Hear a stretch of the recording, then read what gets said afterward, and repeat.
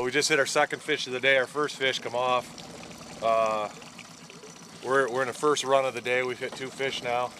This fish hit pretty uptight to the boat. I mean, he's a little guy already up here, but boy, a nice bright silver fish.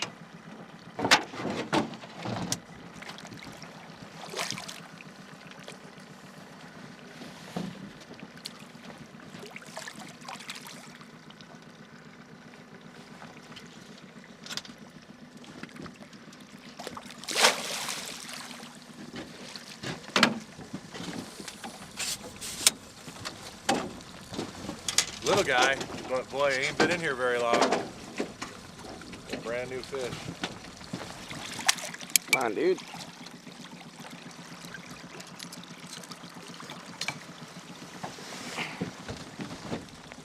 How bright that fish is. That's a great sign, Kyle, isn't it, when these skippers start showing up? Oh yeah, for sure. Definitely the beginnings of the spring run. They'll be here in force here in about a week or so.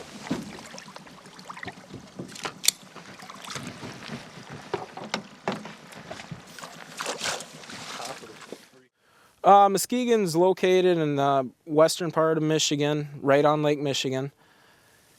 It's about an hour and a half from the Indiana border, about 3 hours from Detroit, 2.5, 3 hours from Chicago.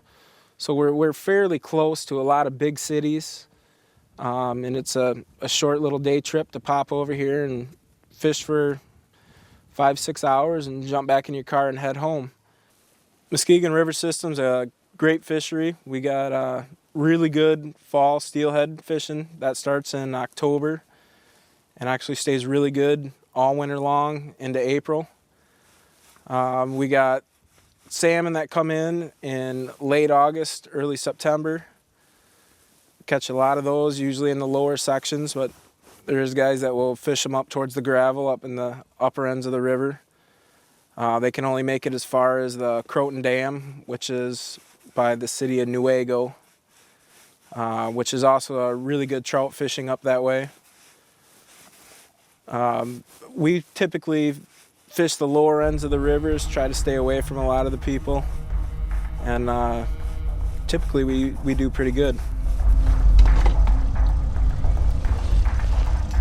You ready?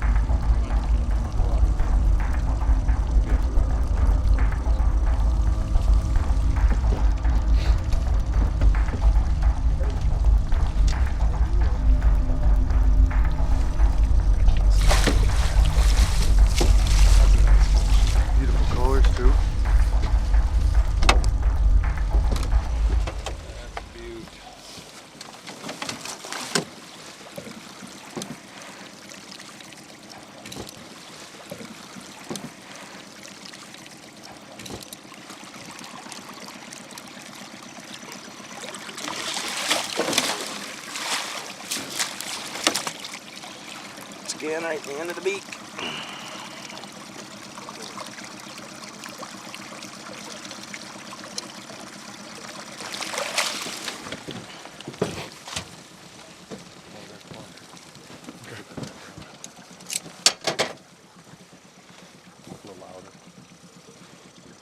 Second fish of the morning, nice hen. Beautiful colors.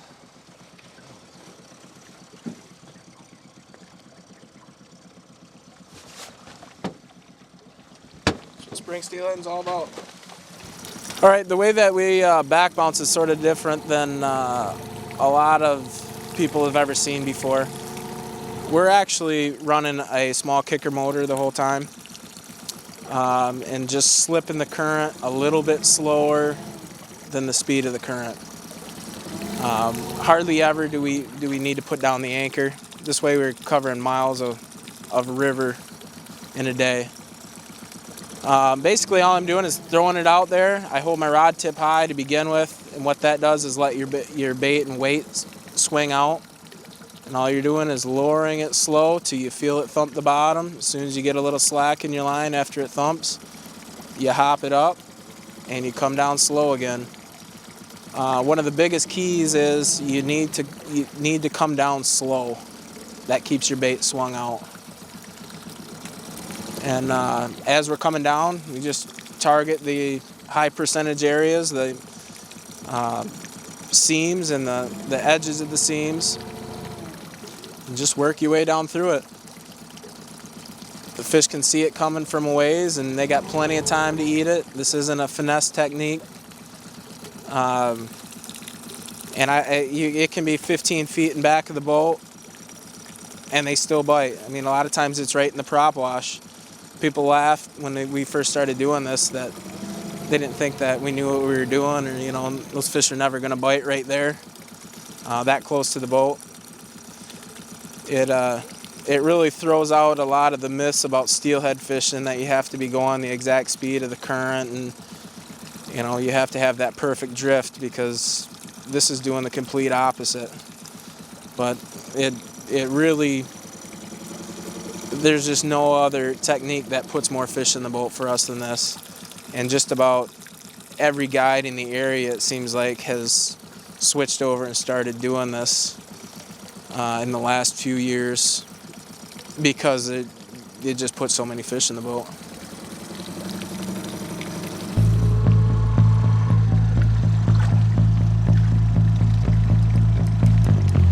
Mr. California, braving the Michigan cold.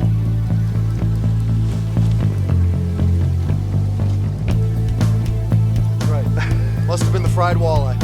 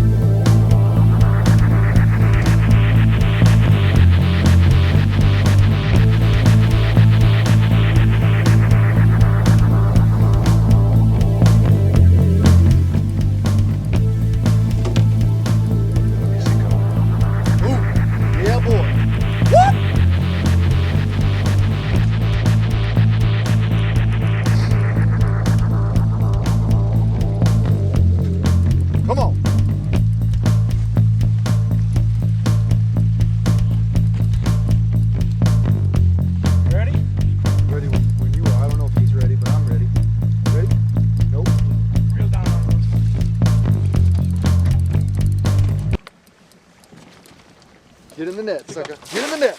Woo! Yeah! That's what I'm talking about. Hang on, guys. I don't want to bump this here.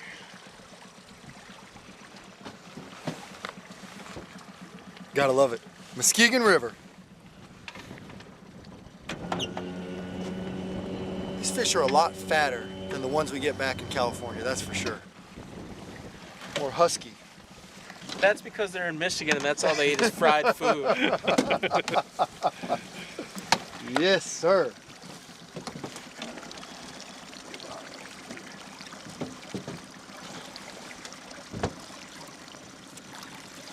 Grab me that folder. Right behind you, Chris.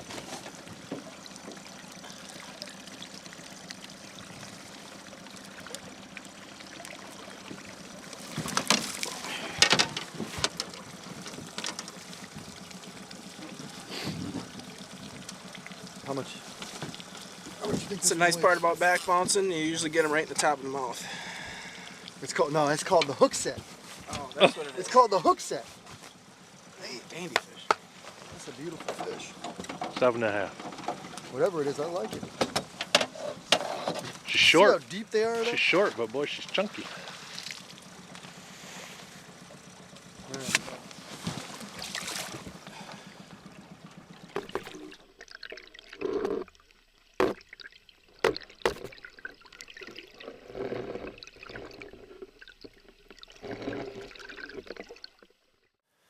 We use exclusively spinning rods and reels.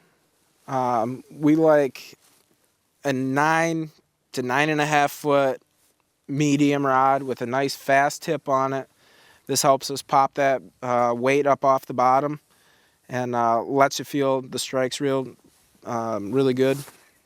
It's not important that you have a very big reel. You just want to have a reel that's big enough to hold maybe 100 yards of line. The most important thing is make sure it has a good drag. These fish will burn off, 20, 30 yards of line real quick. If you have a drag that's sort of sticky, you're going to end up breaking them off. As far as the line, we spool up. Our main line is a high vis 14 pound. And I do this for a couple different reasons. When we're back bouncing, I can watch my customers' lines and just make sure that they're bouncing the way they should. They're not snagged on bottom, and many times I can actually watch that line hop when they get bit. So that's a very, very important part to the key to this. I like to have the special sinker. It's a pencil weight. Basically, we pour these ourselves. I like to have them on a dropper. I just feel like you can feel the bottom much, much better with that dropper on there. I've tried putting a snap swivel on there on your main line, but I just feel that you can't feel it nearly as well. The lightest ones we use are about 1 ounce, and we go up to 1.5 ounces, 1.75 ounces. So that's going to be up our main line. Then we're going to go to a fluorocarbon leader. Most of the time we're running 8 to 10 pound fluorocarbon to a 4 or 6 size octopus hook. We switch that sizing depending on the size bags that we're using. And then just put your bag on there, and it's pretty basic. Our bags that we're doing this with always has small little floater balls in them. 2 or 3 balls will give it about the right float that you want.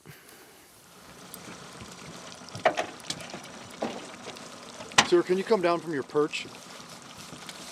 Thank you. I'm gonna milk this. It's probably the only fish I'll catch all day. You guys won't let me hook up. She's right here. Is she really? Yeah.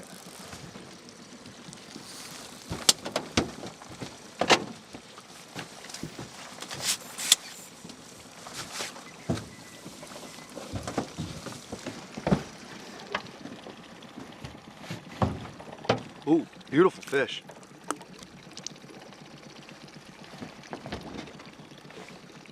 Can't see anything. There it is. Yep. Wait a second. Watching the screen. There it is. Sound good under the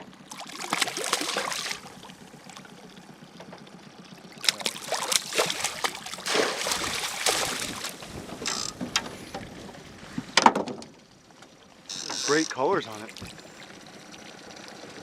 Look at there. Right in the skizzers.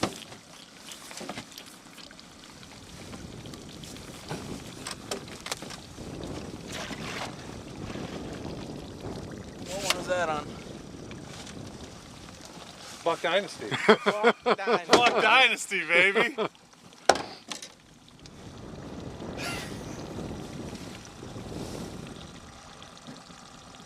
Little girl, but boy, she ain't been in here long. Pretty fish. We use a lot of the BorX O Fire. That's probably my favorite.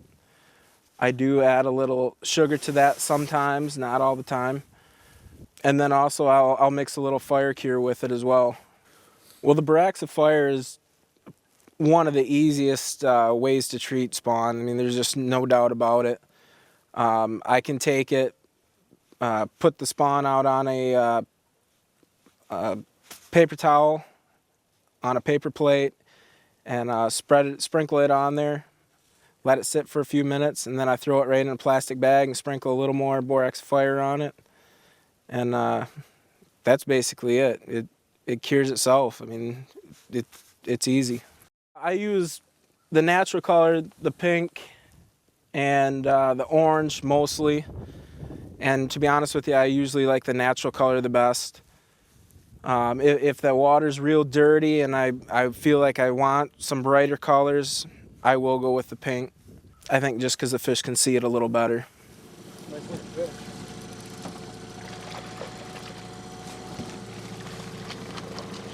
Is it a dartfish?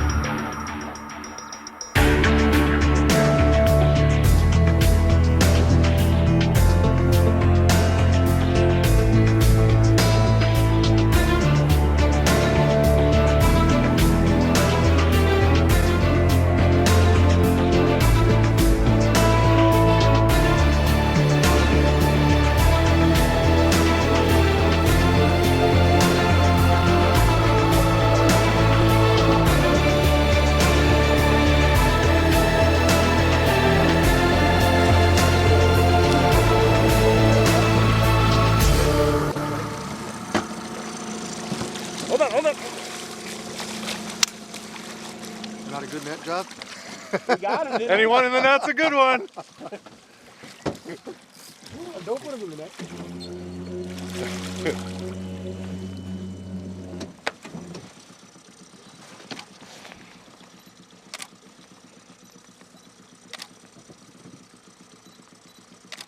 Oh yeah, for sure. I mean, you can fish, not that we do this, but you could fish probably an hour with BorX O Fire cured spawn, and it's gonna look like your first drift.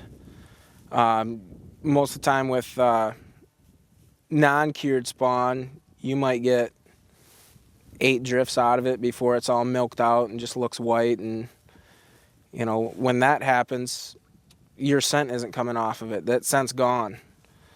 And you know, the BorX O Fire, it just, even after 20 minutes of fishing it, you put it in the water, you can still see the milk coming off of it. I think the thing about Steelhead that I really like is the just when you think you have them figured out, you don't. And they never want the same thing day after day after day. They can switch up on you in minutes, really. Go from one cure to another, and if you don't have that stuff, obviously you're out of luck. But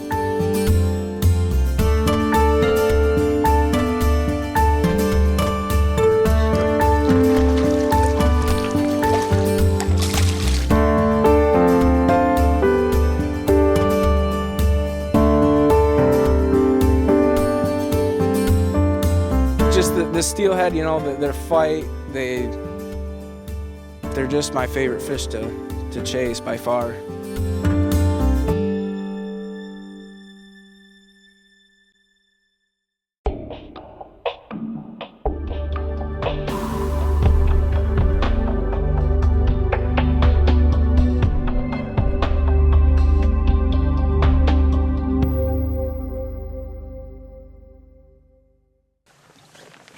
Ladies and gentlemen, Bismarcky. Oh baby, you got what I need. But you say he's just a friend. But you say he's just a friend. Oh baby, you. Dude, one of the farmers is gonna come out thinking something's dying. Bismarcky's got competition, baby.